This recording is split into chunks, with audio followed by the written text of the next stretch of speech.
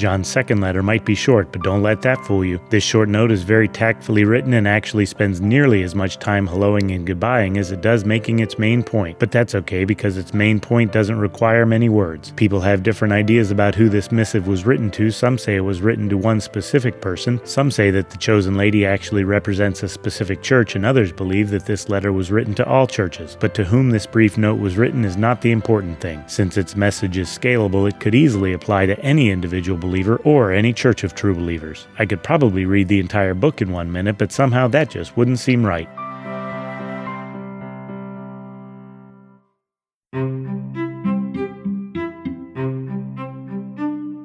Call it a missive, a memo, or a brief note, whatever you call it, it isn't very long. 2 John might be short, but its message is potent. Once again, false teachers were causing problems in these early churches, and they have been ever since. Since there were no hotels or motels at the time, the available lodging for travelers could be rather shady, if not downright dangerous. As such, it was common for believers in the area to house traveling preachers to show support for them, as well as demonstrating their faith in action through hospitality. While there was nothing wrong with that in and of itself, it did present a problem when false teachers came to town. John points out that by supporting false teachers in this way, it would appear as though this lady agreed with and approved of their false message. It is important to note that John isn't saying that she shouldn't show kindness to unbelievers, but he is specifically referring to those who are actively preaching a false message. And how do you recognize a false teacher? It's not in his eyes or in his face, but in his message. Anyone that doesn't say that Jesus, the Son of God, came to earth in flesh is a false teacher. John said that we should show love to one another, but supporting false teachers gives them a credibility that they don't deserve. John must have thought that it was important to deal with this issue quickly, since he wrote such a short, focused letter. John finished by saying that he had much more to say when they could talk face to face. Well, I sure hope so, because that was a mighty short letter.